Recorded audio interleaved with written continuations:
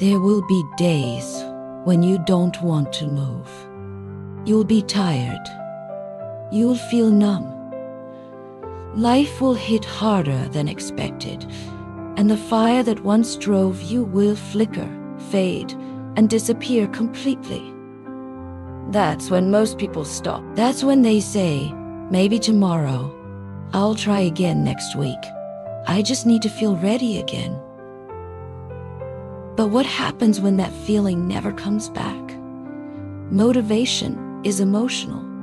It's inconsistent. It's a visitor. It shows up when the timing feels good, when you're excited, when things are working. But the second life turns up the pressure, motivation packs its bags and disappears. You can't count on it. You never could. And that's why discipline wins. Discipline doesn't ask how you feel. Discipline doesn't wait until you're inspired. Discipline is a decision made in silence. It's built in darkness when no one's watching. It kicks in when your mind screams no, and you still show up. That's where strength is built, not in the excitement of starting, but in the repetition of continuing. This book is not here to motivate you. It's here to rewire you, to reshape the way you move through pain, boredom, and fatigue, to make action your default and excuses your enemy. You're going to learn how to structure your days, harden your habits, and cut out the emotional fluff that's keeping you stuck. You're going to stop relying on willpower and start depending on systems. You're going to stop negotiating with your mind and start dominating it. Because here's the truth. No one wants to hear. The world doesn't care how you feel. Results don't care how you feel. Your future self, he only cares if you showed up, regardless. This isn't about being perfect. It's about being consistent. Discipline doesn't mean you never fail. It means you never stay down. You miss a step, you get back in rhythm. You break routine, you reset and reload. No emotions, no shame, just action. So if you're ready to kill the version of yourself that waits for motivation, if you're ready to become a machine of consistency, then this book is your blueprint. Subscribe to never miss books like this one.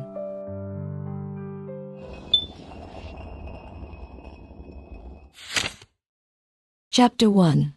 Stop waiting to feel ready. You keep thinking there's going to be a moment, a switch that flips, a spark that catches fire. You think one day you're going to wake up with motivation pouring through your veins, energy flooding your body, and discipline suddenly becoming easy. But that day isn't coming, because discipline has nothing to do with how you feel. The people who win in life aren't the most inspired. They're not the ones who post motivational quotes, read 100 self-help books, or talk a big game online. They're the ones who act before they feel like it. The ones who show up when their emotions scream for rest. The ones who move without needing a reason. And that's where most people lose. Not because they don't have goals, not because they don't care, but because they're stuck in a lie they were never taught to challenge. I have to feel ready first. You've probably lived by that lie for years, maybe your whole life. You wait to feel ready to start training again. You wait to feel motivated to fix your sleep. You wait for clarity before taking the leap. You wait, you wait, you wait. And in that waiting, your future bleeds. Here's the brutal truth. Readiness is a myth. No one ever feels fully ready to change their life. You're never going to be perfectly prepared to take the hard path. Because the hard path hurts. It demands more than you think you can give. And that alone is enough to scare your mind into hiding. Your brain is wired to protect you from discomfort. That means anytime something feels painful, uncertain, or risky, your mind pulls the emergency brake. It throws thoughts at you like, maybe later. What if I fail? What if I fail? Let's just wait for a better time. It's lying to you. That voice is not your friend. That voice is your enemy. And it speaks the language of delay. But here's the thing about discipline. It doesn't speak at all. It doesn't speak. Discipline doesn't care about your doubts. It doesn't wait for perfect circumstances. It's a quiet force, a cold, consistent presence. And when everything else disappears, discipline remains. So how do you stop waiting? How do you break the chain between emotion and execution? It starts with one rule: action first, emotion second. You don't wait to feel motivated to move. You move and let momentum drag your feelings behind. Let me give you an example. Let's say you've committed to training at 6 a.m. The alarm goes off. Your bed is warm. Your body is heavy. Now listen closely.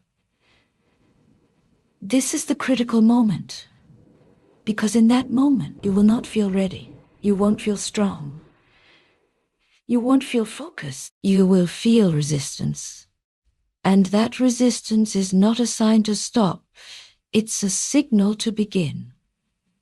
What separates you from the person you want to become is that tiny moment of hesitation, that window between I should and I will.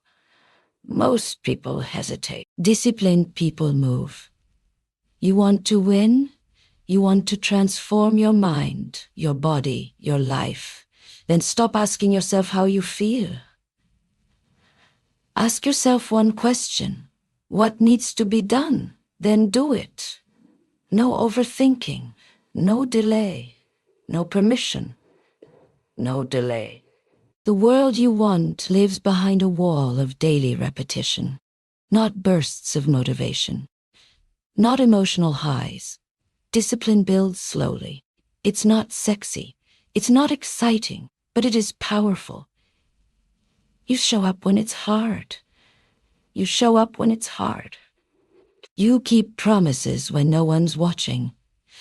And over time, your identity shifts. You're no longer someone trying to be disciplined. You are disciplined. It's who you are now. And when you reach that point, something powerful happens. You don't need motivation anymore. Because showing up has become automatic. Because you trust yourself now. Because the war between your feelings and your actions is over. And your actions won. Let me be clear. This chapter isn't asking you to never feel tired, doubtful, or unmotivated. It's asking you to move anyway. To stop waiting for the spark and be the spark. To stop chasing perfect timing and create your own rhythm. Discipline doesn't show up once a week. It doesn't take weekends off. It doesn't care if you're sad, sore, or scared. It cares about one thing. Did you do what you said you'd do? So here's your challenge. Next time you hear yourself say, I don't feel like it, do it anyway. Not because you're inspired, not because you're hyped, but because that's what the next version of you would do. And if you do it enough times, you'll become him.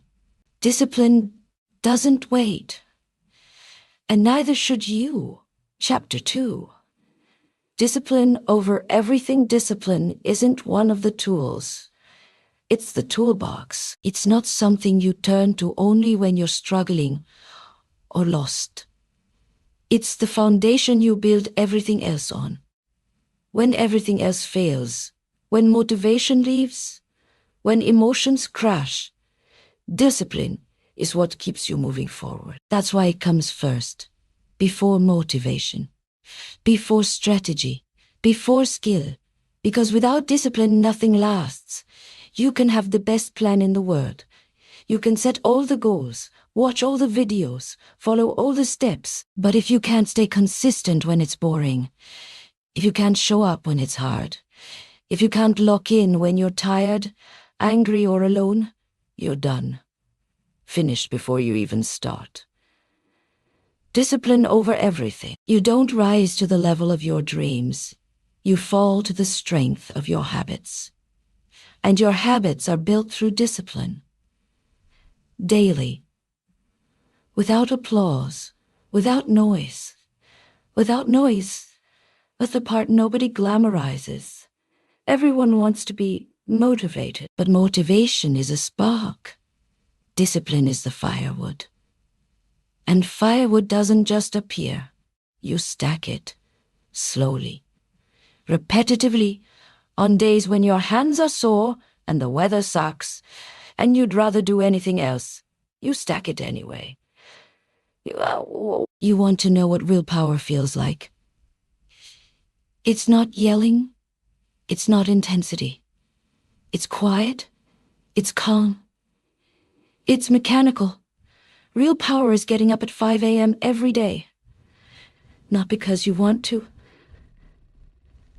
but because that's what's required. It's turning down comfort again and again without needing praise.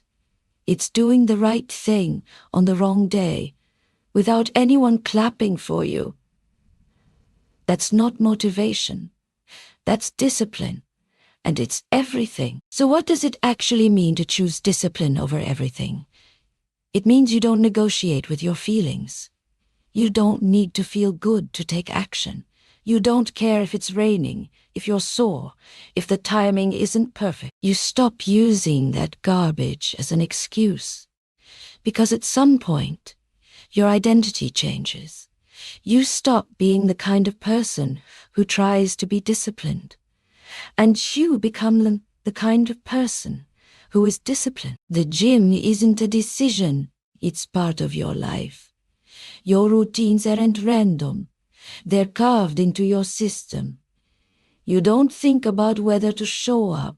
You just do it. Because that's who you are now. The deeper truth. Discipline is love. It's self-respect in action. Every time you choose discipline, you're telling your future self, I've got you. Think about that. Every time you show up, when you don't want to, you're building trust with yourself. You're proving that you can be relied on, that your word means something, that you don't flinch, that you don't quit. You do what you say you'll do. That's rare. That's power. That's dangerous. Now ask yourself, how would your life change if you made discipline your default? What if, instead of chasing motivation or waiting for inspiration, you just built systems that ran with or without your feelings? What if your diet, your sleep, your work, your training, your habits, what if they all ran like clockwork? Even on your worst days. That's not fantasy. That's not fantasy. That's discipline. And you can build it. But you have to put it above everything else. Not comfort, not feelings, not fun, not trends. Discipline over all of it. So here's the decision. You either keep living based on how you feel, or you rise above your emotions and become someone who executes, no matter what. You already know what most people do. They take the easy path. They skip the hard days. They let comfort make their choices. But you? If you're reading this, you're not here to be like most people. You're here to build a life that outlasts emotions. You're here to become untouchable. Reliable, ruthless, focused. You're here to build the kind of discipline that makes success a side effect. So build it. Every day, every hour. Discipline over everything. Chapter 3. Kill the negotiator in your mind. There's a voice inside you that's quietly ruining your life. It sounds reasonable. It sounds like it cares. It shows up the moment you try to do something hard, and it always has something to say. You've done enough today. Let's just do it later. Be realistic. You're not a machine. It's not that serious. Rest. Chill. That voice is the negotiator. And if you don't learn how to silence it permanently, it will cost you every goal you care about. The negotiator isn't evil. It's not loud. It's not even aggressive. It's soft, convincing, polished. It uses your own logic against you. It makes weakness sound smart. It makes quitting sound like self-care.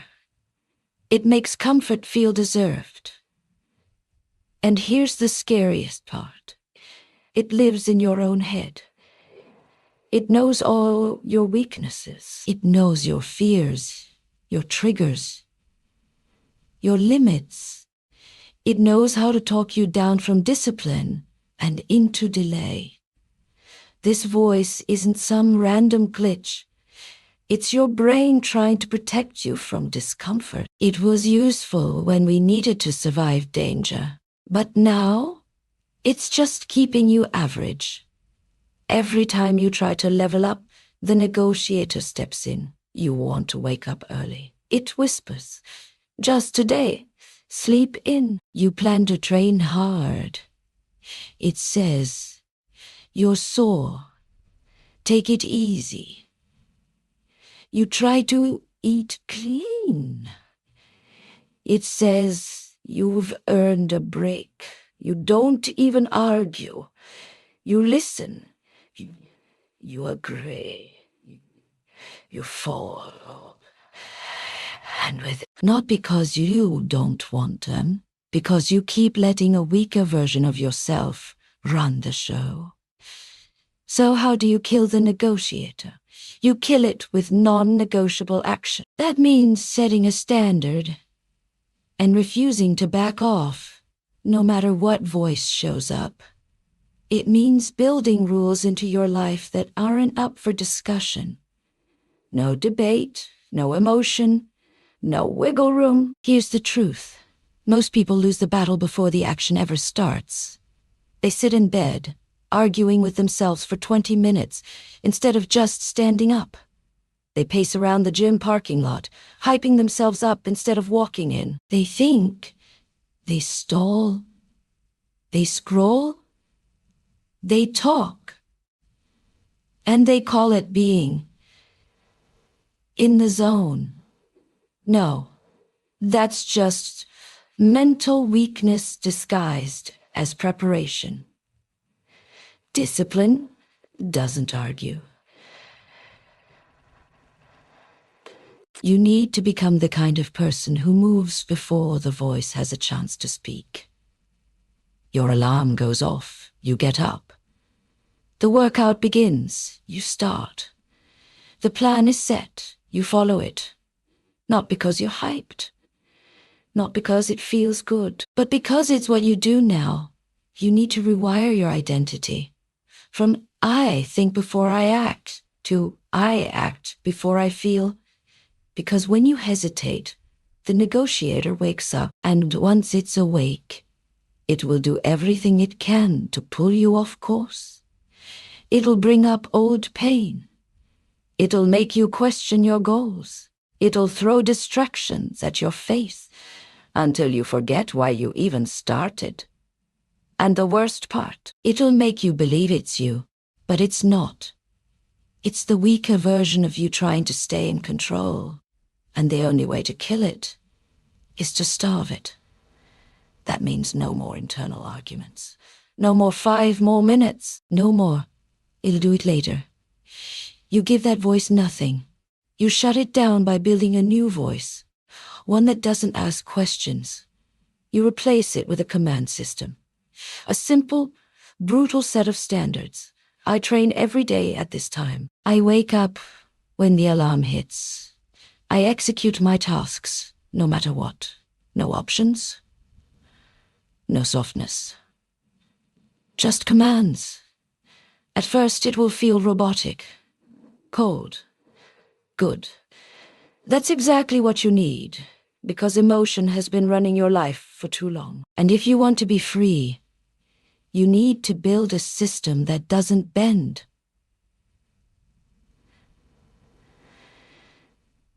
That system is discipline. It's forged in silence, through action, over time. So here's your mission from this chapter. Identify the voice. Catch it. It will try to blend in. It will sound like reason, but you'll know it by what it does. It always pulls you away from the hard thing.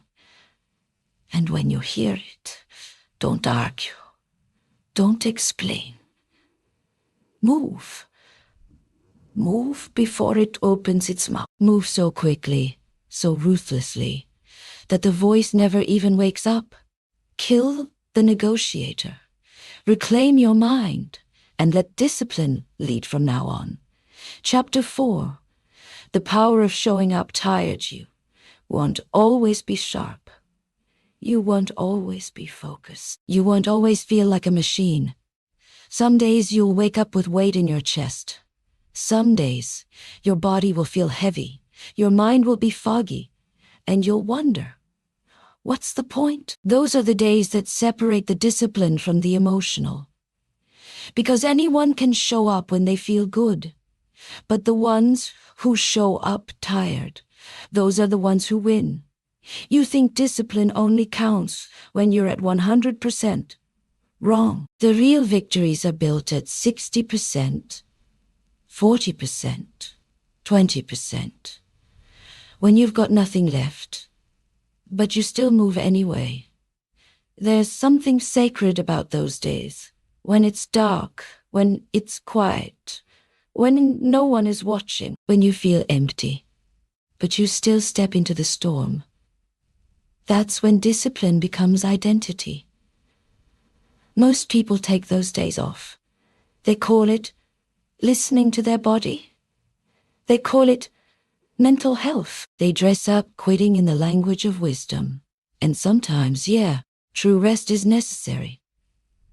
But most of the time, it's not rest you need. It's proof.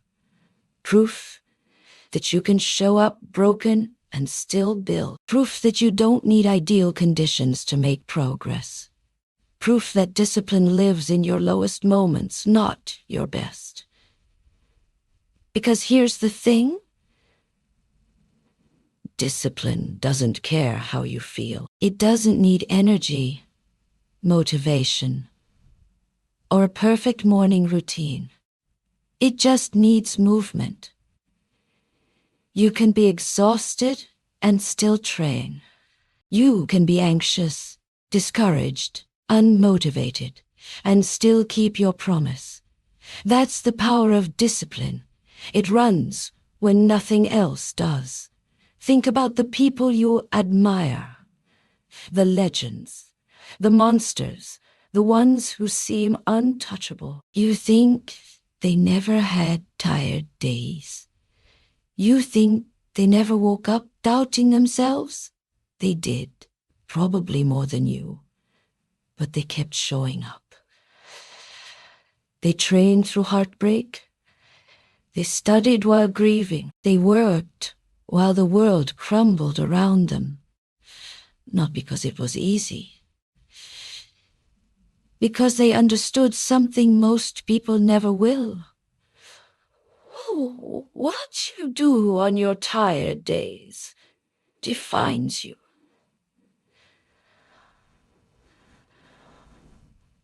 Those are the days where your edge is built. Those are the days where your name gets written into history.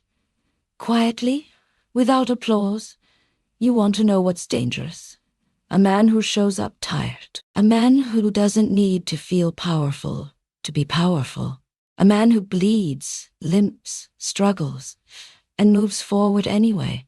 Because discipline isn't about the good days. It's about the non-negotiables. And those don't disappear just because you're tired.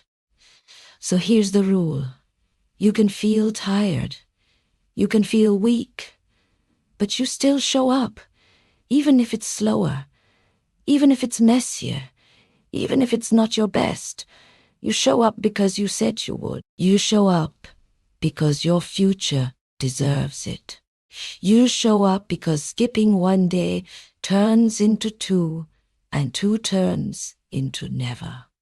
And you're done letting your feelings own your life. So next time you feel drained, discouraged, depleted, don't make it mean something. Don't turn it into a story. Don't give it weight. Just breathe. Lace up. Walk in. Because those tired days, that's where champions are built. Not in the spotlight. Not when you're pumped, but in silence, in struggle, in discipline. So show up, tired, sore, heavy, but show up anyway. Chapter 5. Nobody cares. Work anyway. The world doesn't care about your feelings. It doesn't care how tired you are. It doesn't care how hard your past was, how unlucky you've been, or how much you think you deserve. And that's exactly why discipline matters. Nobody's coming to save you. No one's checking on your goals. No one's handing out trophies for almost. And that silence? That's your opportunity. You can spend your whole life waiting for the perfect time, or you can decide to show up regardless, because nobody cares. And that's your edge. The people who win in this life are the ones who work while nobody watches. They don't need validation. They don't need applause. They don't need to be understood. They're too busy getting better. You want a better body. Train. You want mental toughness? Suffer with purpose? You want more discipline? Do the boring work, every day. And stop looking around for someone to clap for you. Because the truth is, most people aren't rooting for you. They're watching to see if you fold. They'll notice when you fail. They'll forget when you win. So stop looking for fairness and start looking for fire. And I'll be real with you. This mindset, it's not for everyone. Some people want soft routines, safe plans, cozy goals. They want slow progress and gentle reminders. You're here because that's not enough anymore. You're here because deep down, you know what needs to be done. You don't need another quote. You don't need a motivational playlist. You need to accept that no one's coming and that you are all you've got. That's not sad. That's powerful. Because when you stop waiting, you start moving. You stop begging and you start building. You stop checking in with the world and start checking in with your standards. So here's the deal. Don't train to impress people. Don't eat clean for compliments. Don't study harder to prove something. Do it because you said you would. Do it because discipline is your currency now. Do it because the only person who has to live with your results is you. There's freedom in that. Because once you stop needing praise, you can finally work in peace. Once you stop chasing hype, you can start chasing greatness. Once you accept that nobody cares, you can finally focus on what matters. The work, the grind, the system, the silence, that's where transformation happens. When it's not fun, when it's not exciting, when you show up because you're supposed to, not because you feel like it. That's discipline.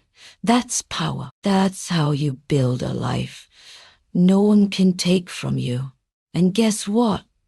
The results will come, not because you hoped for them, but because you worked for them when nobody cared.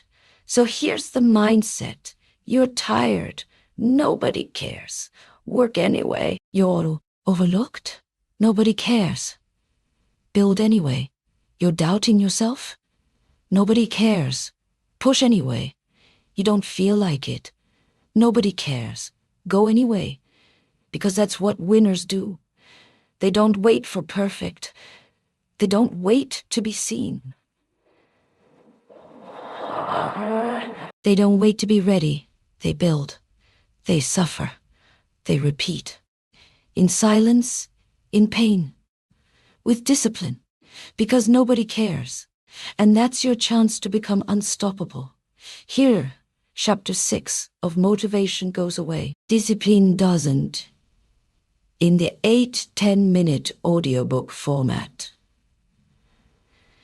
This chapter dives into how your environment shapes your discipline, how to control the world around you, to support your success. Chapter 6.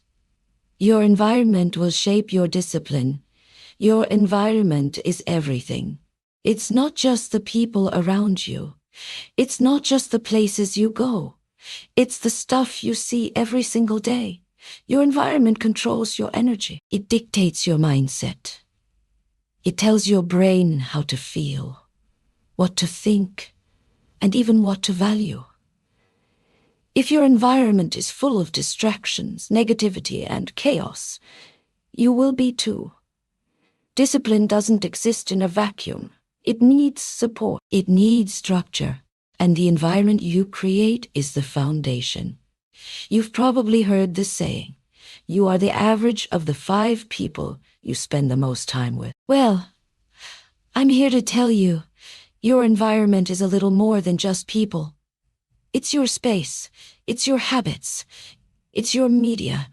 It's your triggers. If you want to build unshakable discipline, you have to make your environment work for you. That means looking around and asking, does this space inspire me to do the work? Does it motivate me to keep pushing?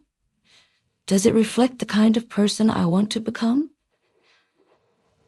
Because if your environment doesn't reflect your goals, your discipline will always be fighting an uphill battle.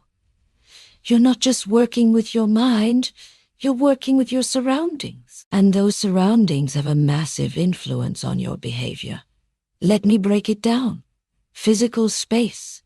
Your physical environment has to be clean, organized, and dedicated to your goals. If you're trying to be disciplined about your health, but your kitchen is full of junk food, your gym clothes are buried in the back of your closet, and your bed is surrounded by distractions, you're setting yourself up for failure. Your space should be a reflection of your purpose, not your excuses.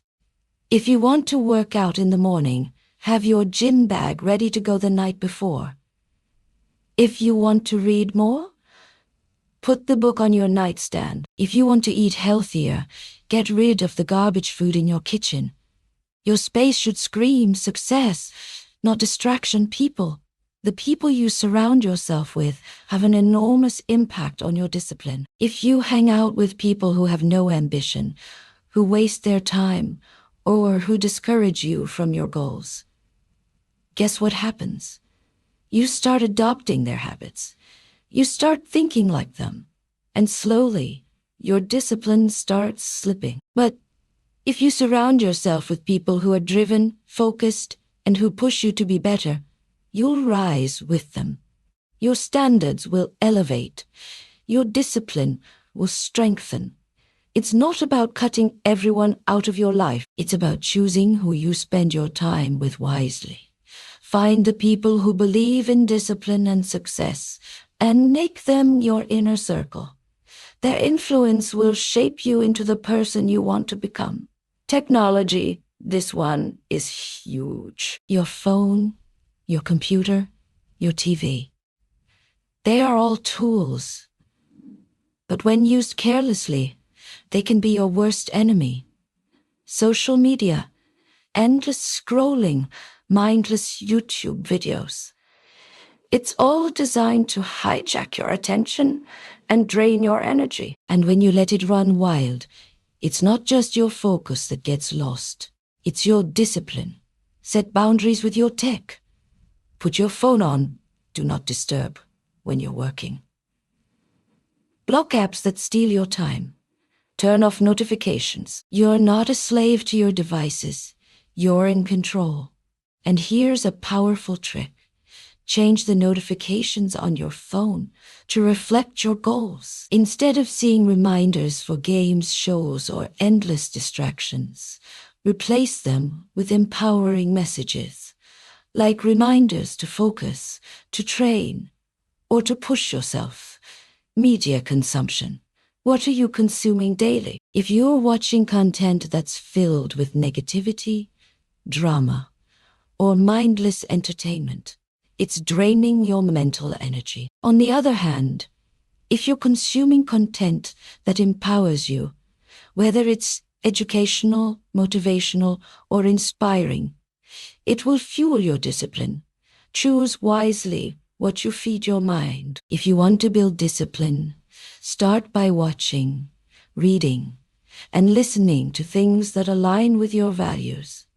Seek out material that challenges you to grow, to improve, and to do the work when it's hard. Triggers. Your environment has hidden triggers that either strengthen or weaken your discipline. Maybe it's the couch that calls to you when you're supposed to be working. Maybe it's the group chat that pulls you into time-wasting conversations. Maybe it's the snacks in the kitchen that tempt you to skip your healthy eating habits. Identify your triggers. Look at your surroundings and figure out what sets you off track. Then, create an environment that removes those triggers or replaces them with more empowering ones. When your environment supports you, your discipline doesn't have to fight against it. It has room to grow. Now here's the hard truth. If your environment is chaotic, inconsistent, or filled with distractions, your discipline will always be a struggle. But if you create an environment that reflects your purpose, your discipline will thrive. It's a simple concept. Make your environment a tool for success. Set it up so that every part of your day, your space, your people, your habits, your media, pushes you toward your goals. Your environment will either make you or break you, and it's up to you to decide which one it's going to be. Chapter 7, Systems over Goals. Everyone loves setting goals. We all love that feeling of writing down a big dream, a massive target, lose 30 pounds, write a book, make X amount of money. The goal feels exciting, right? It gives us hope. It gives us a destination. But here's the harsh reality. Goals are useless without systems. A goal is a finish line, but a system is the path that gets you there. And the truth is, most people never reach their goals because they don't have a system that supports them. Think about it. When you set a goal, what do you do next? You have a burst of motivation, right? You hit the gym for a week. You eat clean for a few days. You start writing like a maniac. But then life happens. You get distracted. You get busy. You get tired. And the goal that once seemed so attainable begins to fade into the distance. Why? Because goals are static. They're just a point in the future. Systems are dynamic. They are processes you control. Actions you take every day to move toward that goal, no matter what. Let's say you have a goal to write a book. You could say, I'll write 50,000 words this year. But that's just a goal. It's not enough if you don't build a system to write every day, to track your progress, to push through the days you don't feel like writing. That goal will remain nothing more than a wish. The power of a system is that it forces you to show up day after day. The system makes it impossible to ignore your work. The system keeps you moving even when motivation dies, because motivation is fleeting. It comes and goes like waves in the ocean. Some days you'll feel fired up. Other days you'll feel like you can't lift a finger. But a system doesn't care about your emotions. It just gets the work done. For example, look at the best athletes. Their goal is not just to become great. Their goal is to train every single day. They've built systems that dictate their actions, not their feelings. They don't need motivation to show up. They have a system that makes showing up non-negotiable. What does your system look like? What does your daily process to reach your goal look like? If your system is built right, it becomes automatic. You don't think about it. You don't debate it. You just do it. You don't ask yourself, do I feel like training today? You don't ask yourself, is now the right time to work on that book? You just do it because it's what you've committed to, no matter how you feel. The truth is, without a system, discipline will always feel hard. Without a system, you're relying on willpower to get things done. And willpower is a limited resource. You can only depend on it for so long before you burn out. But a system runs on routine. It runs on habit. A system is what keeps you consistent when your motivation fades. A system works while you're not even thinking about it. So let's break down what makes a good system. Clarity. A system must be clear. If your system is too complicated or too vague, you'll get overwhelmed or lost. You need a concrete plan of action. For example, if you want to write a book, your system might look like this. Write 500 words a day. Plan one chapter every week. Edit every Sunday. Simple, clear, consistent. Consistency, a good system relies on consistency. It's not about doing something perfectly, it's about showing up day after day, no matter what. Discipline doesn't need perfection, it needs persistence. If you can build consistency into your system, you're halfway there. Flexibility. While consistency is key, a system must also be flexible enough to adapt. Things won't always go as planned. You'll get sick. You'll have off days. Your system should allow for minor adjustments while still keeping you on track. Accountability. A system should have built-in accountability, whether it's tracking your progress, setting up check-ins, or sharing your goals with someone you trust. Accountability ensures that you don't let your system slide. It forces you to stick to the process, even when you'd rather quit. Review and adjustment. A good system is always evolving. You need to review your progress regularly and adjust the system as necessary. If something isn't working, change it. If you're not making the progress you thought you would, tweak your process. Here's the kicker. When you build a system that works, the goal becomes inevitable. You don't have to chase motivation anymore. You don't have to hope you feel like it. Your system does the work for you. So stop focusing on the goal. Instead, focus on building a system that leads you there. Start small. Start simple. But start today. Because when you have a system, you'll never be without discipline again. Chapter 8.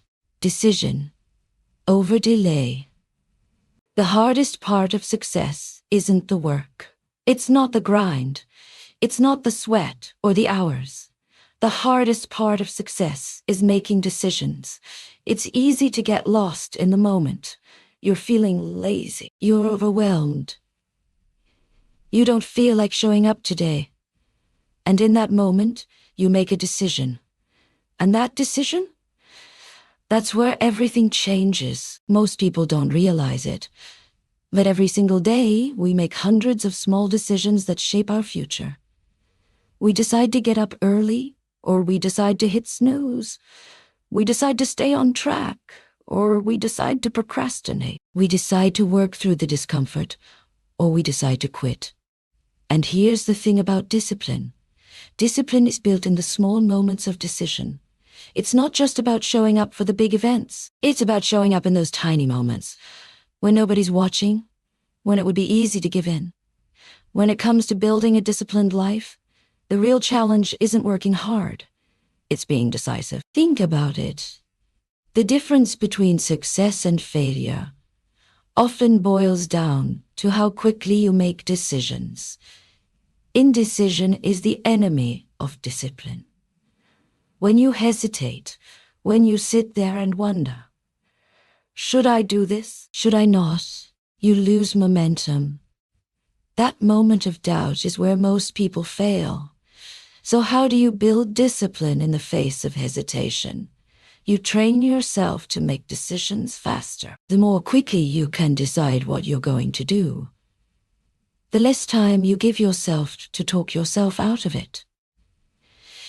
In those moments of uncertainty, discipline is about choosing before your mind can convince you otherwise. You don't wait for the perfect time.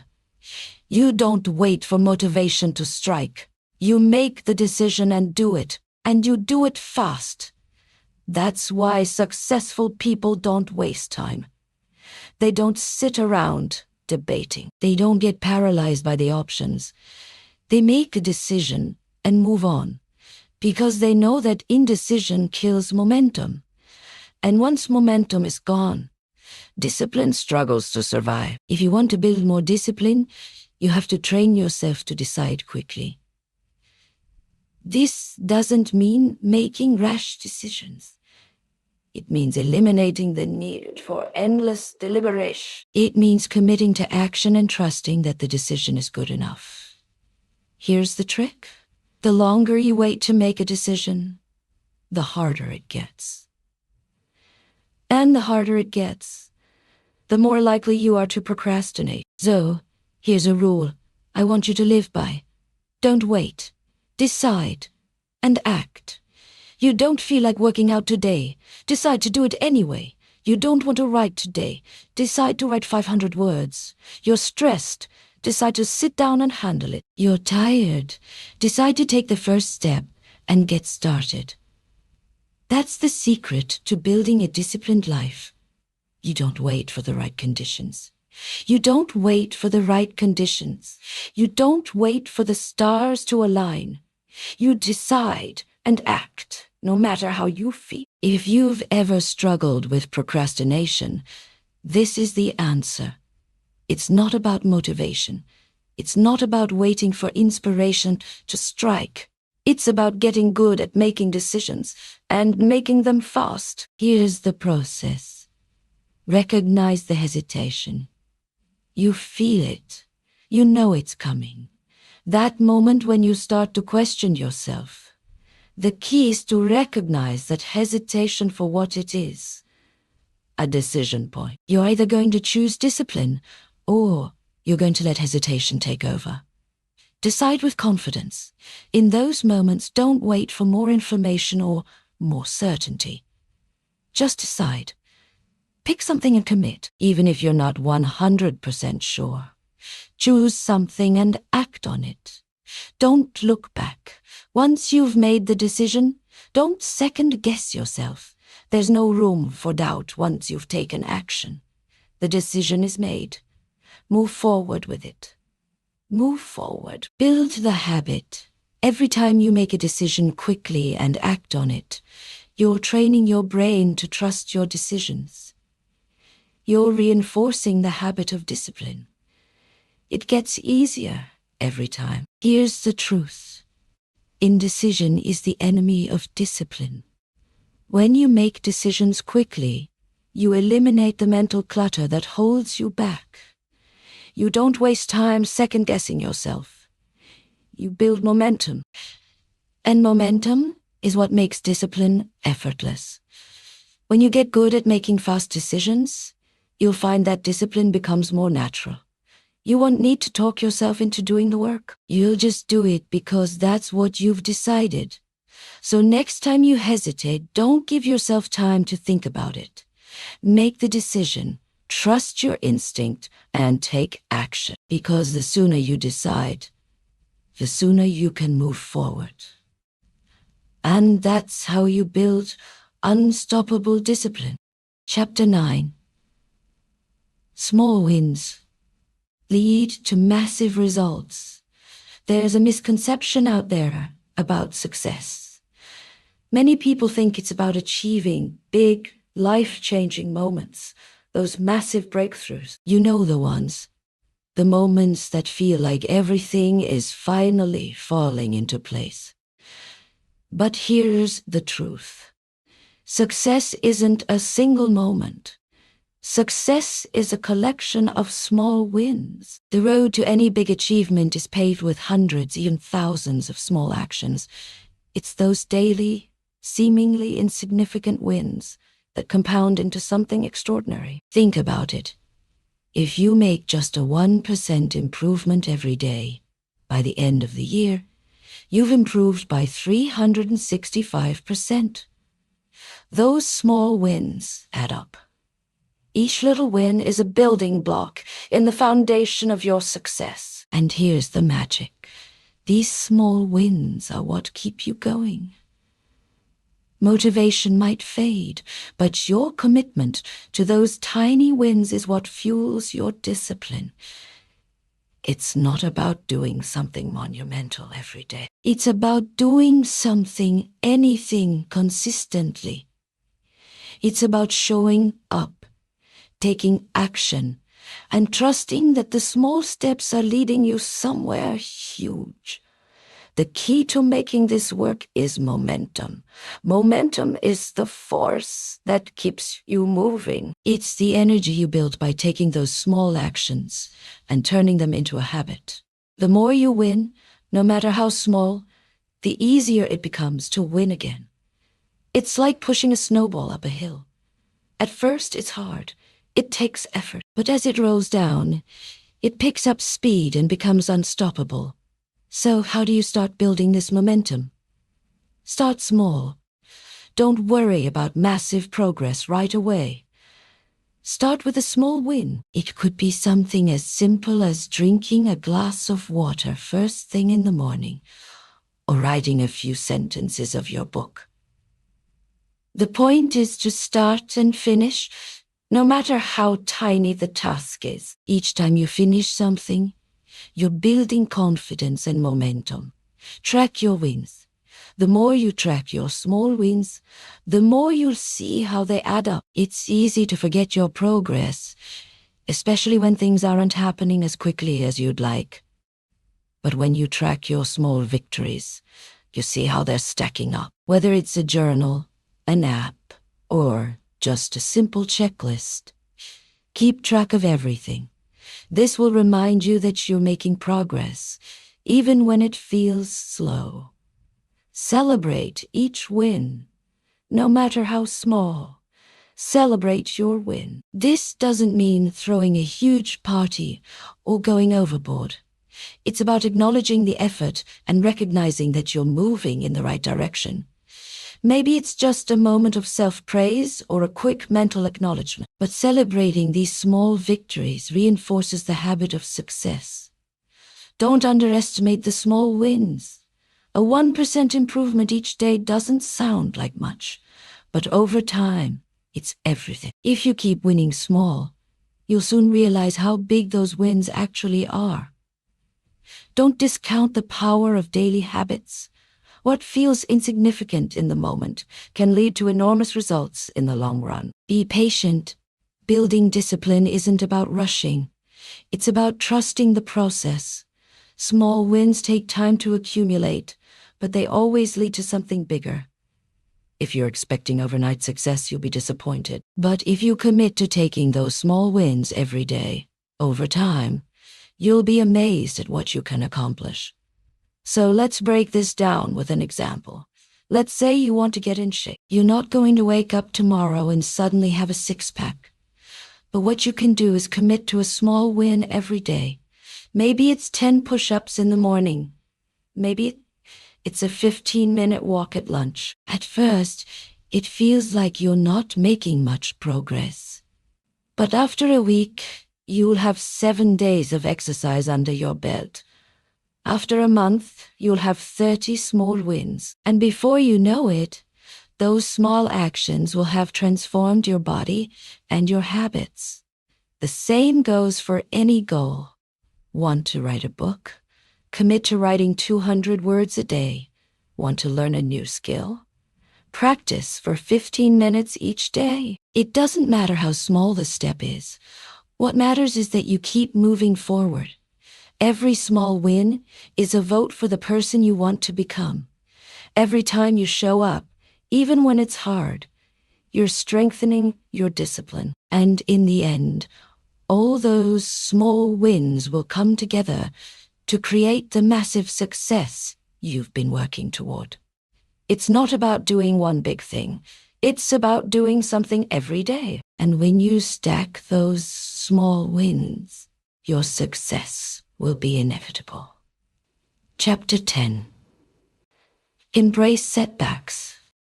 Recover faster, no matter how much you plan, how disciplined you are. Life is going to throw setbacks your way. You can't avoid them. You'll miss a workout. You'll skip a day of writing. You'll fall behind on a deadline. It happens to everyone. But here's the real question. How do you respond when setbacks occur? Do you let them stop you? Do you use them as an excuse to quit? Or do you embrace them, learn from them, and recover faster? The truth is, discipline isn't about avoiding setbacks. Discipline is about bouncing back from. It's about staying committed to the process, even when things go wrong. Here's why it's so important to recover fast. When you experience a setback, it's not the event that determines your future. It's how quickly you get back on track. Most people fall into the trap of letting setbacks snowball. They miss one workout and then think, well, I've already blown it. Might as well just give up on the whole thing. They miss one day of writing and decide that their entire project is doomed. But that's the difference between success and failure. It's not the setback that matters. It's the recovery. Think about athletes. The best athletes in the world experience setbacks all the time. They miss shots, they lose games, they get injured, but they don't let those moments define them. They bounce back, learn, and keep moving forward. So how do you recover quickly? Accept it. Don't deny it. The first step in recovering from a setback is to accept it. Too many people waste time beating themselves up. They feel guilty, frustrated, or disappointed in themselves. They get stuck in negative thoughts that hold them back. But the truth is, you can't change what happened. You can only control how you move forward. So instead of wasting time feeling sorry for yourself, accept the setback as part of the process. It happens. It's okay. Now, let's focus on moving forward. Reframe the setback. A setback isn't a failure. It's a lesson. Instead of thinking, I missed a workout, I'm falling behind, think, I missed a workout. What can I do differently to ensure I don't miss the next one? Setbacks are opportunities to learn and grow. When something goes wrong, ask yourself what caused it and how you can improve. Maybe you need a better system. Maybe you need to work on your mindset. Whatever it is, use the setback as a tool to improve your discipline. Don't let guilt hold you back. It's easy to get trapped in guilt. You miss a workout, and then you feel guilty for not being disciplined. You don't write. And then you feel guilty for not sticking to your plan. Guilt is a killer of progress. It keeps you stuck in the past, and it drains your energy. Instead of focusing on guilt, focus on the next opportunity to act. The faster you shift your focus from the past to the present, the faster you can get back on track. Reset your mindset. Sometimes, setbacks make us feel like giving up. They make us question whether the goal is worth it. But this is where your mindset makes all the difference. When you experience a setback, remind yourself why you're doing what you're doing. Why did you start this journey in the first place? What's the bigger purpose behind your goal? Reconnecting with your deeper motivation will help you shake off the setback and keep pushing forward. Take small, immediate actions. The best way to recover from a setback is to take action right away. Don't wait for motivation to strike again. Don't tell yourself, "I'll start again tomorrow." That's the fastest way to prolong your setback. Instead, take one small action immediately. Write a sentence, do a quick workout. Even if it's not perfect, taking action breaks the cycle of inaction. It reminds your brain that you're still in control, and it sets the tone for the next step. Focus on consistency, not perfection. When setbacks happen, it's easy to think you need to be perfect to succeed. But perfection is the enemy of discipline. The key to success is consistency. It's showing up every day, no matter how small the action is. If you've missed a few days, don't feel like you have to make up for it all at once. Just get back to the process, one step at a time. It's not about being perfect. It's about being persistent. Rebuild your momentum. Momentum is like a snowball. It's hard to get it rolling, but once you do, it's unstoppable. When a setback occurs, your momentum takes a hit. But that doesn't mean it's gone forever. Start small. Do one thing that gets the ball rolling again. It doesn't have to be a big action. Just start. And momentum will pick up once again.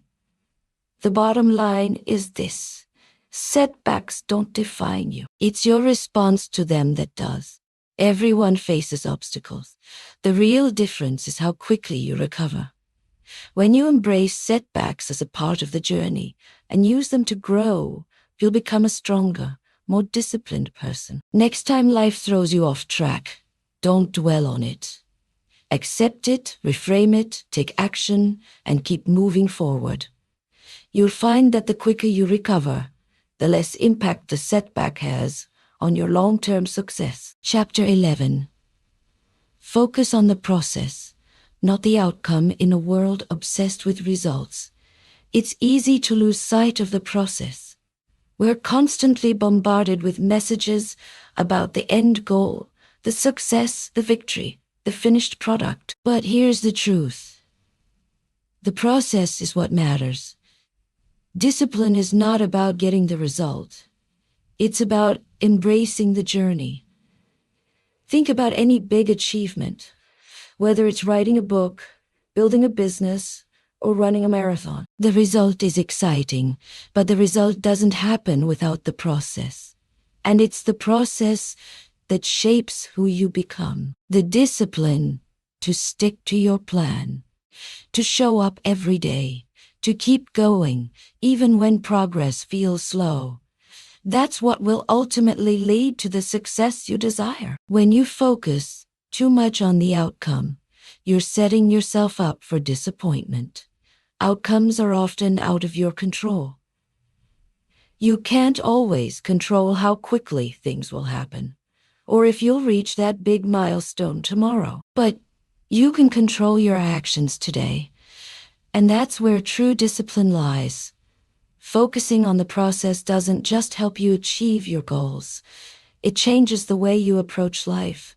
It shifts the focus from perfection to progress. It shifts your mindset from, "I need to get this done," to, "I need to show up and give my best today." Here's how you can build long-term discipline by focusing on the process. Fall in love with the daily grind. The most successful people are not the ones who are obsessed with the end result. They're the ones who fall in love with the work itself. They love the process. They love the challenge. They love the effort that goes into their goals, because they know that the journey is what shapes them. When you fall in love with the grind, you stop worrying about the destination. Instead, you focus on doing the work. And when you do that, success follows naturally. Set small process-based goals. Instead of setting goals that focus solely on the end result, set process-based goals. For example, rather than saying, I want to lose 30 pounds, set a goal like, I will exercise 4 times a week.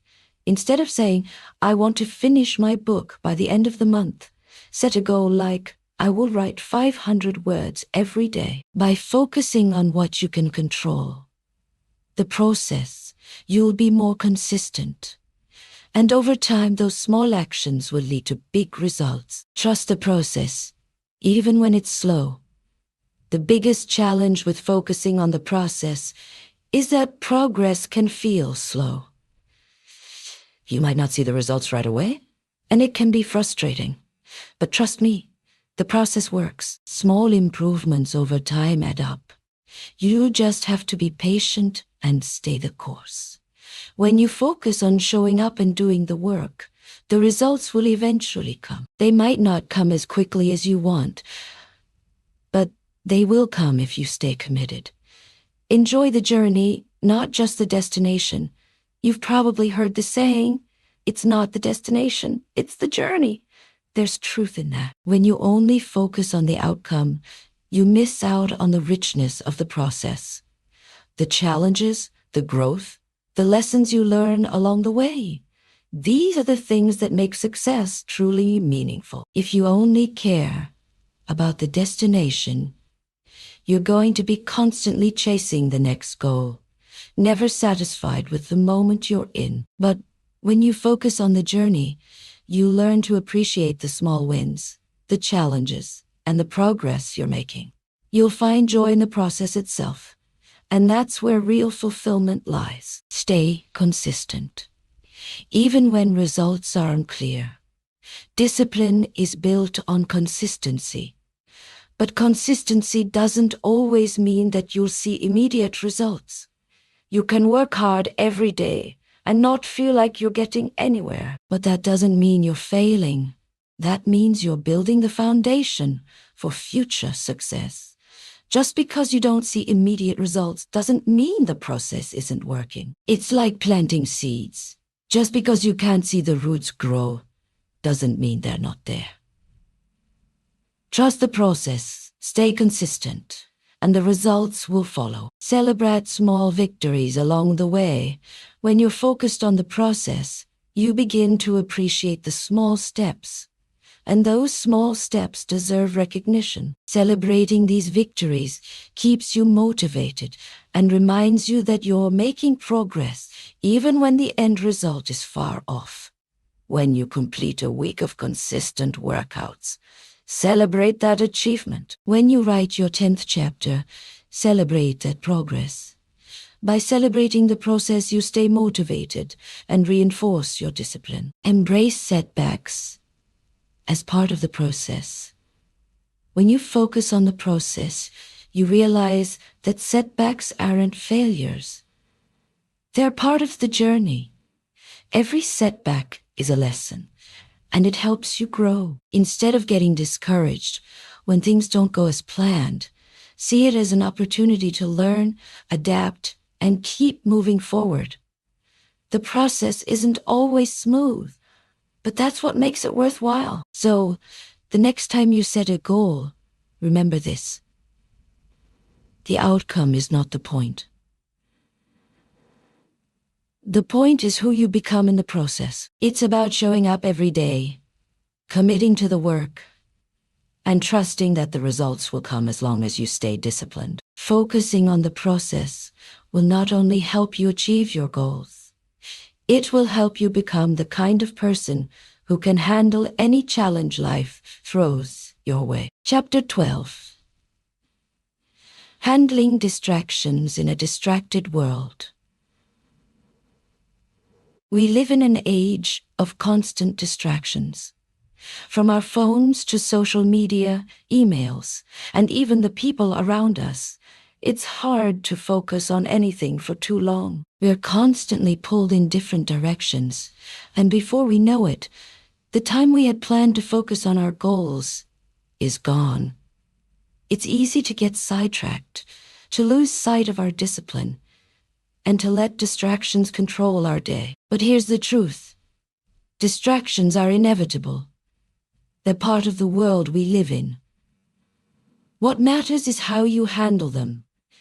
The key to staying disciplined in a distracted world is learning how to manage your attention. Your attention is one of your most valuable resources. And if you don't learn how to focus it, you'll constantly be bouncing from one distraction to the next, never making progress toward your goals. Here's how you can handle distractions and stay disciplined.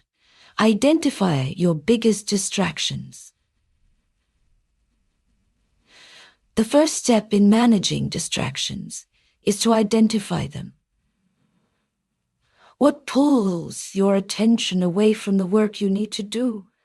Is it your phone, social media, the TV, family members or friends who pop in uninvited? Write down the top distractions in your life. Once you identify them, you can start to take control over them. For example, if your phone is your biggest distraction, consider using apps that limit screen time or put your phone in another room while you work. Set boundaries and guard your time. Distractions often come from other people or from external sources. And if you don't set clear boundaries, people will continue to pull your attention away. Whether it's a friend calling during your work time or someone asking for help with something unrelated to your goals, it's important to be clear about your boundaries. Let others know when you're not available, and when you are working, make sure you focus completely. If you don't protect your time, no one else will. Create a dedicated workspace where your work matters. If you're trying to work from the couch or the kitchen table, you're opening yourself up to more distractions. Create a space that is dedicated solely to your work. This could be an office, a corner of your room, or even a designated spot at a coffee shop. Having a specific space for focused work helps signal to your brain that it's time to focus, not time to relax. Make sure this space is free from distractions, and try to associate it with productivity. When you step into that space, you'll know it's time to get to work. Use time blocks to focus. Time blocking is a simple but effective strategy for staying focused. It's about setting aside specific blocks of time for specific tasks. For example, you could time block 2 hours in the morning to work on writing your book, and then another hour later in the day to exercise. By giving your full attention to one task at a time, you reduce the chance of distractions pulling you away. When you time block, make sure you fully commit to the task during that block without multitasking or checking your phone. If you can focus for just 25 minutes at a time, a technique called the Pomodoro method, it's amazing how much you can accomplish. Eliminate digital distractions. One of the biggest distractions today is digital, especially social media and notifications. It's so easy to get sucked into scrolling through Instagram or checking email every few minutes. But every time you get distracted by a digital notification, it takes you away from the task at hand. To manage this, try turning off non-essential notification. You can also use apps that block distracting websites or set specific times to check your email and social media, rather than letting them constantly pull you away. By reducing digital distractions, you're making space for focused, disciplined work. Embrace single tasking. We often think we need to multitask to be productive, but research shows that multitasking actually reduces productivity and increases errors. When you try to juggle multiple things at once, your brain has to constantly switch between tasks, which wastes time and energy.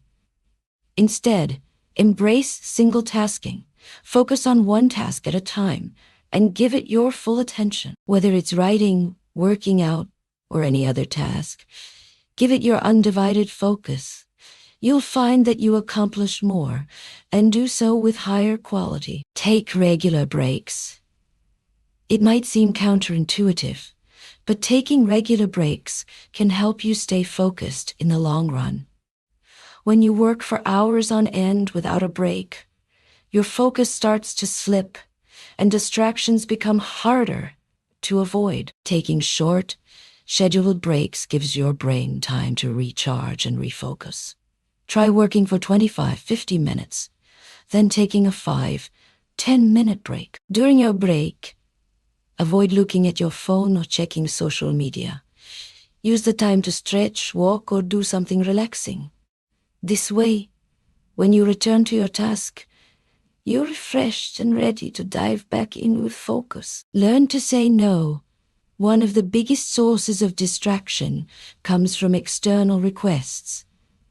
Whether it's a colleague asking for your help, a friend wanting to chat, or family members needing something from you. While it's important to be kind and helpful, you need to learn to say no when it interferes with your goals. When someone asks for your time, consider whether it aligns with your priorities. If it doesn't, politely decline. Learning to say no is one of the most powerful ways to protect your time and maintain your discipline. Reflect and adjust. At the end of each week, take a moment to reflect on your progress. Did you stay disciplined? Were there distractions that threw you off track? What worked well and what didn't? By regularly assessing your focus and adjusting your approach, you'll continue to improve your ability to stay disciplined, even in the face of distractions. It's an ongoing process, and with every adjustment, you get better at handling distractions and staying focused.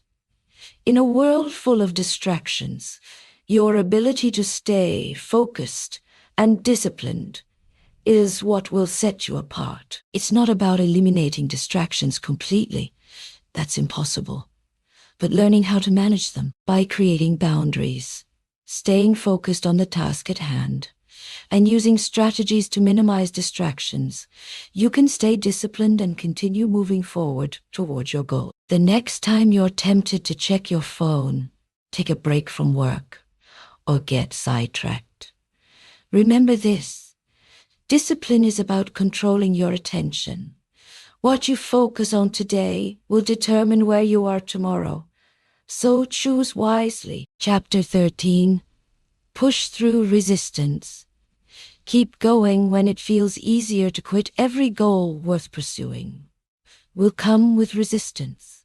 It's part of the process. Whether you're trying to build a new habit, work on a big project, or improve yourself in some way, resistance is going to show up. It'll make you question your decisions, doubt your ability, and tell you that quitting is easier than pushing through.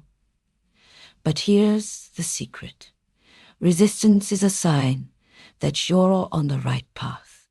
It's a sign that you're doing something that matters. If it were easy, everyone would do it. Resistance is the force that tries to stop you from growing. It'll show up in many forms: procrastination, self-doubt, fear, discomfort, or the desire to take shortcuts. It'll tell you that you can take a break today or that you deserve to relax. It'll make you feel like giving up is the easier, more comfortable option. But discipline isn't about avoiding resistance. It's about learning how to push through it. Here's how you can keep going when it feels easier to quit. Recognize resistance for what it is. The first step in overcoming resistance is recognizing it for what it is. It's not a sign that you should quit. It's a sign that you're doing something difficult. Resistance shows up when you're pushing yourself to grow. When you feel the urge to give up, remember that resistance is a natural part of the journey. Instead of seeing it as a barrier, see it as a sign that you are on the right track. Break it down into smaller steps. Resistance often feels overwhelming because we look at the entire goal all at once. We think about the huge task ahead of us, and that can make us want to give up. But the key to overcoming resistance is to break the task down into smaller, manageable steps. Instead of thinking, I have to write a whole book, focus on writing one page, one paragraph, or even one sentence at a time. Instead of thinking, I have to lose 50 pounds, focus on taking it one workout, one healthy meal at a time. By focusing on the small steps, resistance becomes less intimidating. Focus on your why. Resistance will often make you question your purpose. Will ask yourself, why am I doing this? Why does this matter? This is when it's crucial to reconnect with your deeper motivation. Why did you start this journey in the first place? What's the bigger purpose behind your goal? When you remind yourself of your why, it becomes easier to push through resistance. Your reason for doing the work will fuel your discipline, even when it feels tough. Commit to consistency, not perfection. One of the reasons resistance gets so powerful is because we strive for perfection. We want to do everything perfectly, and when we inevitably fall short, we give up. But the key to overcoming resistance is focusing on consistency, not perfection. Even if your effort isn't perfect, as long as you're showing up every day and doing the work, you're moving forward.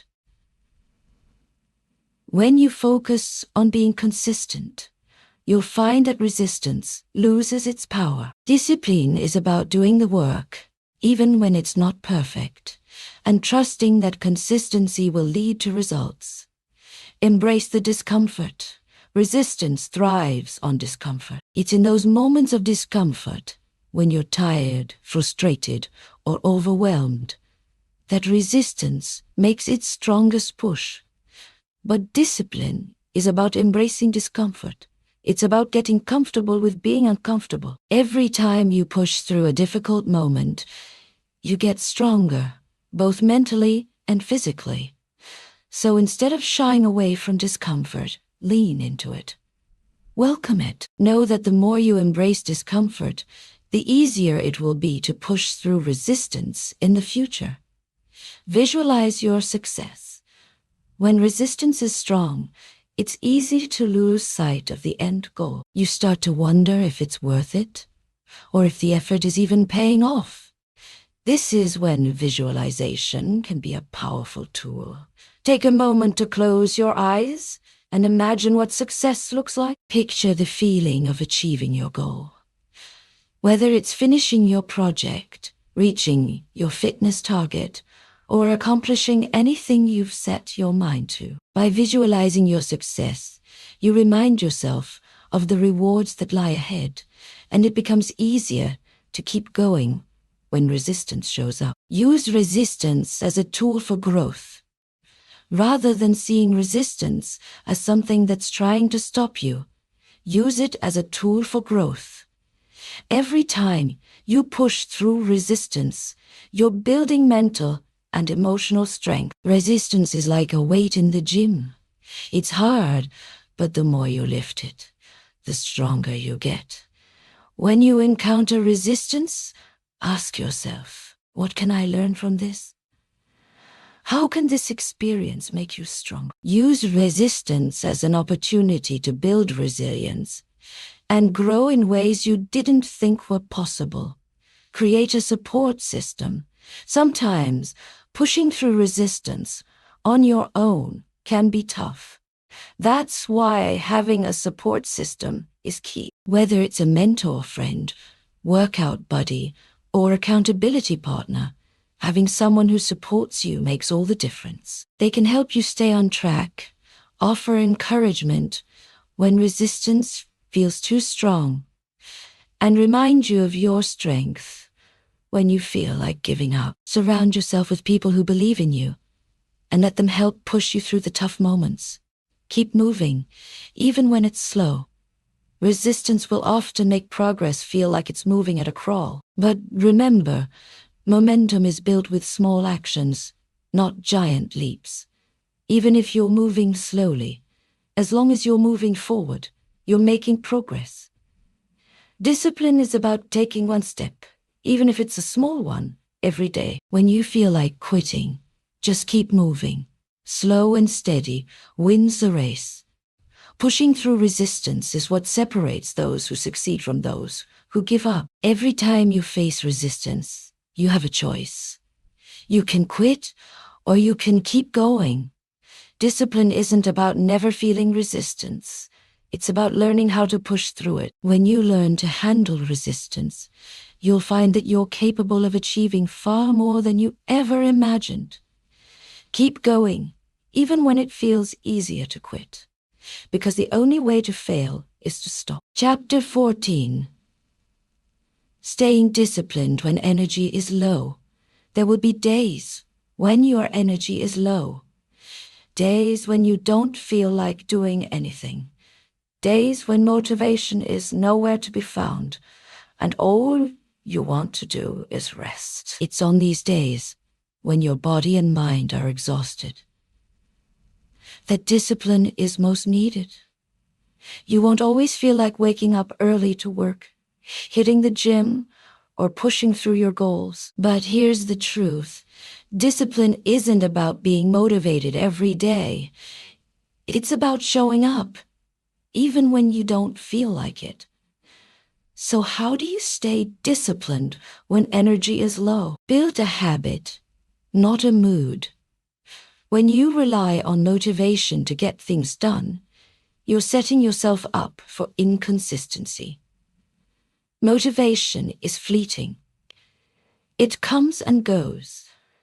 But when you build habits, you're creating a system that doesn't depend on your mood. A habit is something you do automatically, whether you feel motivated or not. The key is to start small. If you commit to doing something for just 5 minutes a day, whether it's reading, exercising, or working on your project, it becomes a habit. And once it's a habit, the resistance to doing it fades, even when your energy is low. Prioritize the essential tasks. On days when your energy is low, it's tempting to skip everything and take the day off. But when you're disciplined, you learn to prioritize. You don't need to do everything. You just need to do what matters most. Ask yourself, what is the one thing I can do today that will move me closer to my goal? Focus on the essential tasks and do them.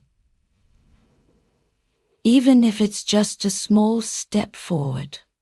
By keeping your focus on the most important tasks, you ensure that you're still moving in the right direction, even on low energy days. Break down your goals into smaller pieces. When energy is low, the thought of tackling a big project can feel overwhelming.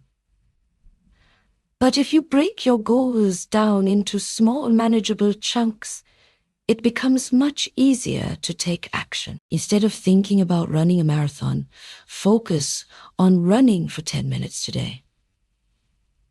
Instead of writing an entire chapter, focus on writing just 100 words. When you focus on small tasks, they feel less intimidating, and it's easier to push through when your energy is low. By taking one step at a time, you can make progress, no matter how little energy you have. Remember why you started. On days when your motivation is gone, reconnecting with your why can reignite your drive. Why did you set these goals in the first place? What's the deeper reason behind your desire to achieve? When your energy is low, remind yourself of the bigger picture. Think about how accomplishing your goal will impact your life and the lives of those around you. This reminder can be a powerful motivator to keep going, even when you don't feel like it. Adjust your expectations. There will be times when your energy is so low that doing anything feels like a struggle. On these days, it's important to adjust your expectations. You don't need to have a productive day every day. Some days just showing up and doing the smallest thing is enough. If you can give your best, that's okay. The important thing is that you don't quit. Even a little progress is progress. Use momentum to your advantage. One of the best ways to keep going when energy is low is to use momentum. Once you take that first small step, it can create a chain reaction that propels you forward. If you can get started, even in a small way, you might find that the momentum picks up and carries you further than you expected. Sometimes the hardest part is starting. But once you begin, you might realize that you have more energy than you thought. And the task feels easier than when you were just thinking about it. Take care of your body and mind. When energy is low, it's a sign that your body and mind need rest or nourishment. If you've been pushing hard for a while, it's okay to take a step back and recharge. Take care of your physical health. Get enough sleep, eat well, and hydrate. Take care of your mental health. Practice mindfulness, meditate, or take a walk to clear your mind. By taking care of yourself, you'll have the energy to stay disciplined when it's needed most. Embrace rest as part of the process. Rest isn't the enemy of discipline. It's part of the process. When your energy is low, don't feel guilty for taking a break. Rest is essential for recovery, for recharging your energy, and for ensuring that you can continue working toward your goals. However, make sure your rest doesn't turn into procrastination or a permanent break. Use your rest as an opportunity to recover, so you can come back stronger and more disciplined when you're ready. Push through the first 5 minutes. Sometimes the hardest part of working when you have low energy is getting started. Once you take that first step, the rest of the task becomes easier. Try committing to just 5 minutes of work. Tell yourself that you'll only do the task for 5 minutes, and then you can stop if you still feel tired. More often than not, once you start, you'll find that you have the energy to keep going for longer. It's the initial resistance that's the toughest. Once you push through that, momentum takes over. Celebrate small wins. On days when your energy is low, it's important to celebrate even the smallest wins. You may not have achieved everything you wanted to, but if you took action, if you showed up, that's something to celebrate.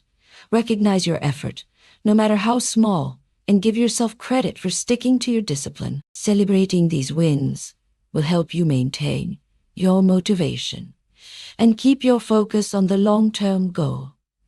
Discipline isn't about always feeling like it. It's about showing up regardless of how you feel. When your energy is low, it's easy to justify taking a break or giving up entirely. But the true strength of discipline lies in pushing through those moments and continuing, even when motivation is nowhere to be found. By focusing on small steps, remembering your why, and caring for your body and mind, you'll have the energy to stay disciplined when it matters most. The next time your energy is low, remember this: you don't have to be perfect. You just have to show up. And in doing so, you'll continue to build the discipline that will carry you through any challenge. Chapter 15.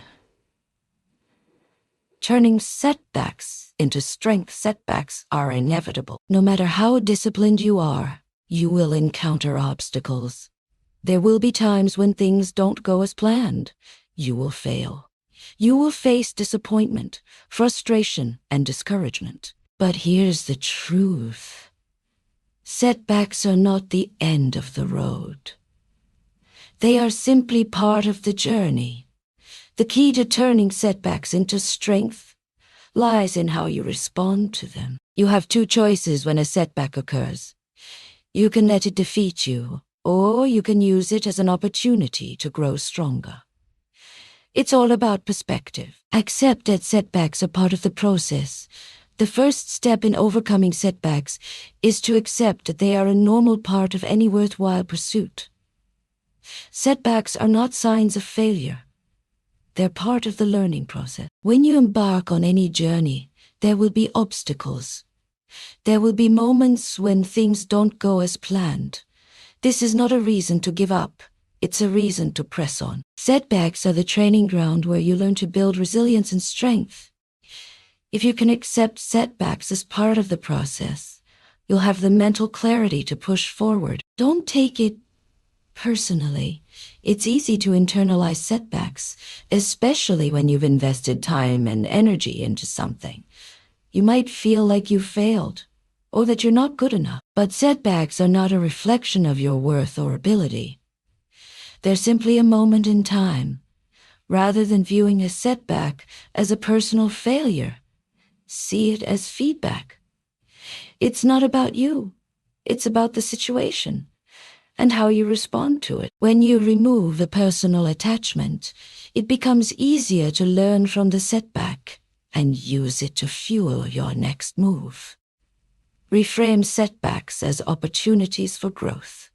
Every setback contains a lesson. It's an opportunity to learn something that will help you move forward more effectively. Instead of asking yourself, why did this happen to me? Ask, what can I learn from this? What could you have done differently? What strengths or skills do you need to develop to avoid this setback in the future? Reframing setbacks as opportunities for growth allows you to extract value from the experience rather than seeing it as a waste of time. Embrace the power of persistence. Setbacks test your persistence. They make you question whether it's worth continuing. But it's in these moments that your true strength is built. Persistence is what keeps you going after a setback. It's what separates those who succeed from those who quit.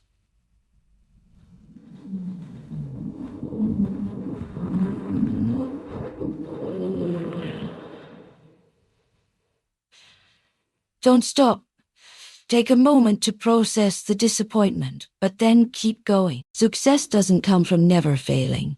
It comes from failing and getting back up every time. Take a step back and reflect.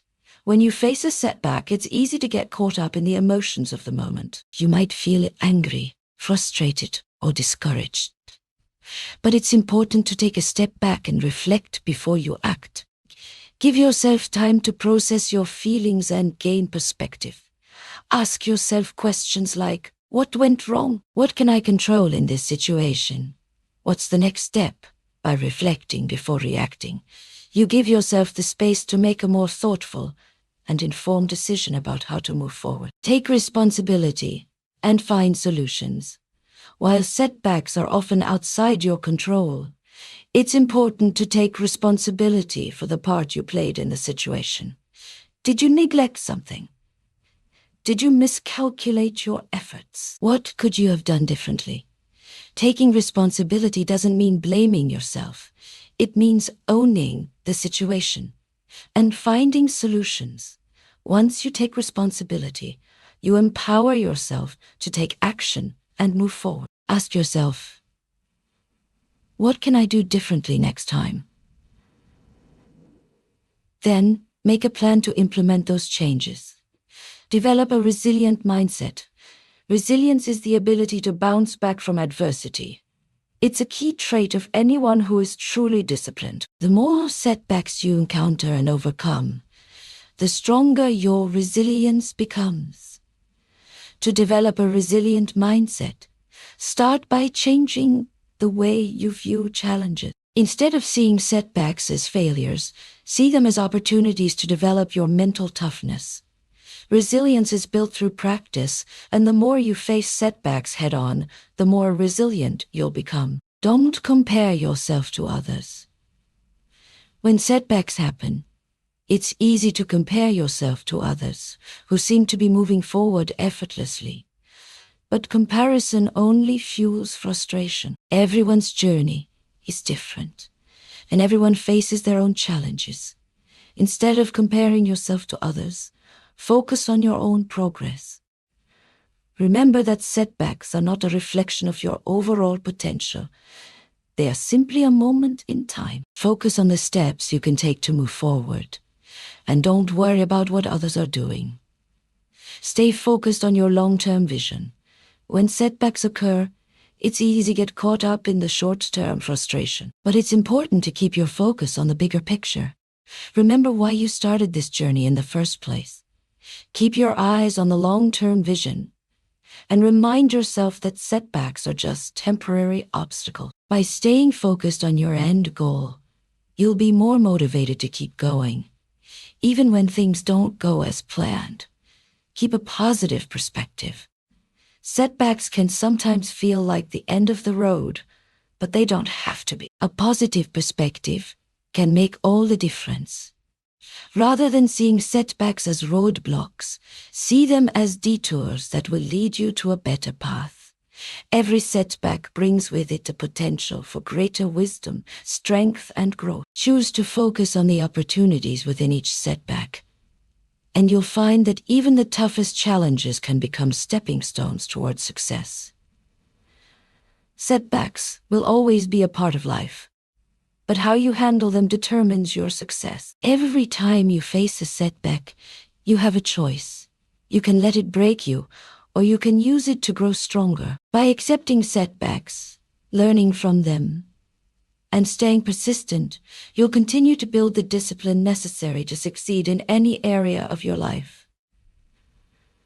Remember, setbacks don't define you. Your response to them does. Chapter 16. Building long-term discipline.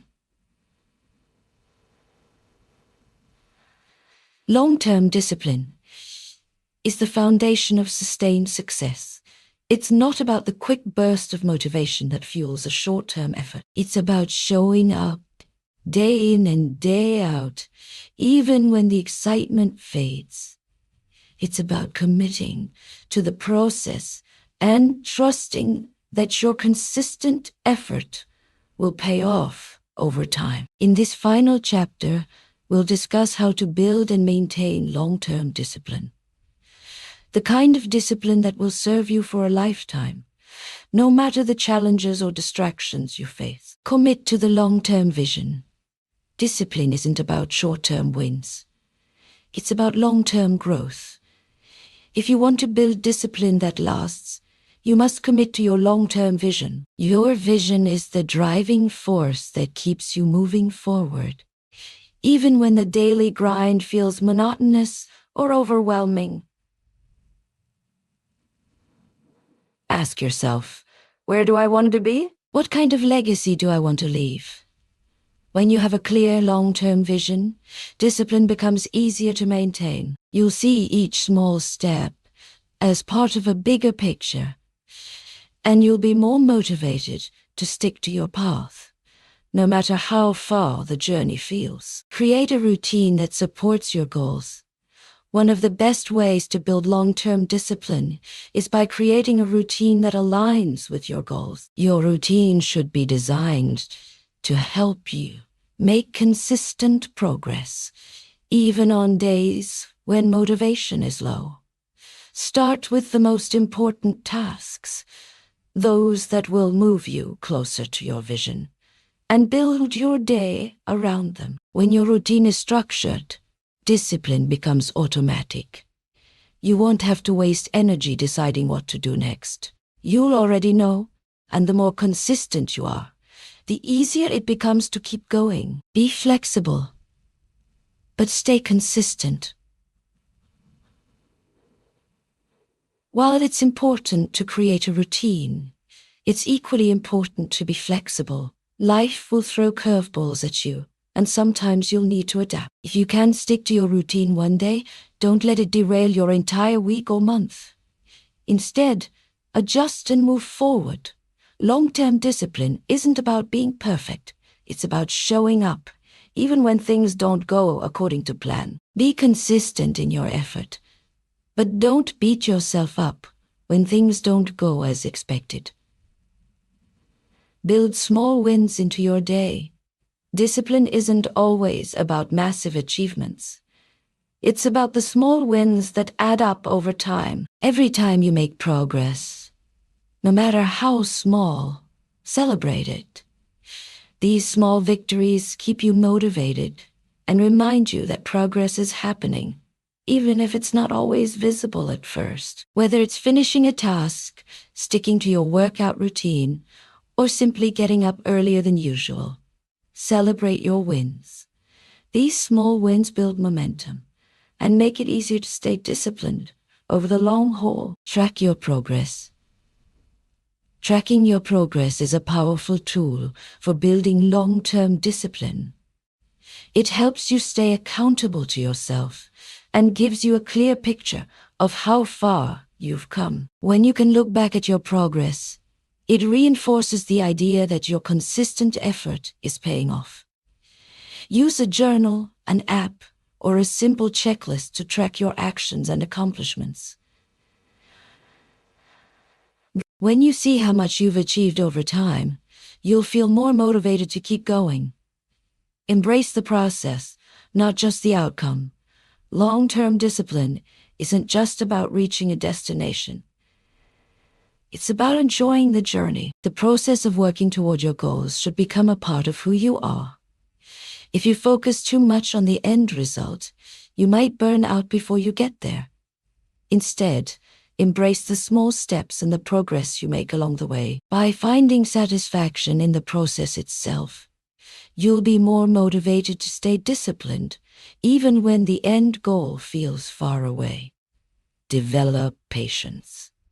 Patience is a critical component of long-term discipline. You won't see immediate results from every action you take. Building long-term success takes time, and it requires the patience to wait for your efforts to pay off. Trust that every small action you take today is building a stronger foundation for your future. Remember, discipline isn't about fast results. It's about consistency over time. If you stay patient and stay disciplined, success will come. Surround yourself with like-minded people. The people you surround yourself with can either support or hinder your discipline. To build long-term discipline, find people who share your values and goals. Surrounding yourself with motivated, disciplined individuals will help reinforce your commitment to your own goals. They will encourage you, hold you accountable, and inspire you to keep going. On the flip side, if you surround yourself with people who don't share your drive, it will be harder to stay disciplined. Choose your environment carefully. It has a powerful influence on your discipline. Learn to say no. As you build long-term discipline, you will need to learn to say no to things that don't align with your goals.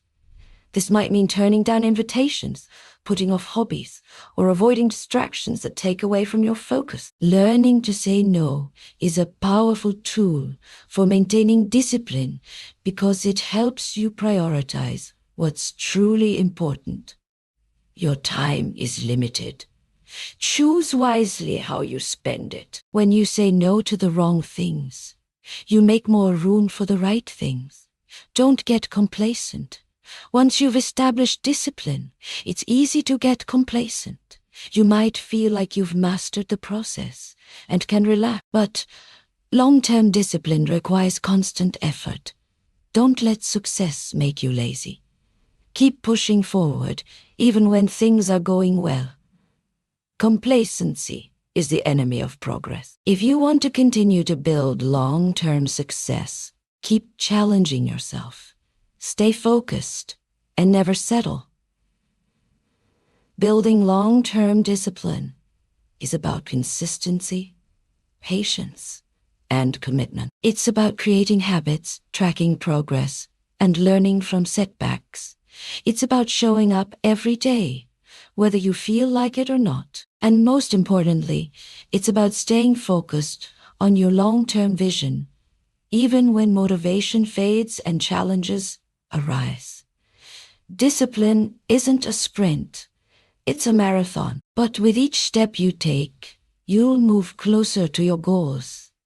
And you'll build a life that's defined not by fleeting motivation, but by unwavering discipline. Now that you have the tools to build and maintain long-term discipline, it's time to put them into action. The journey to lasting success starts now.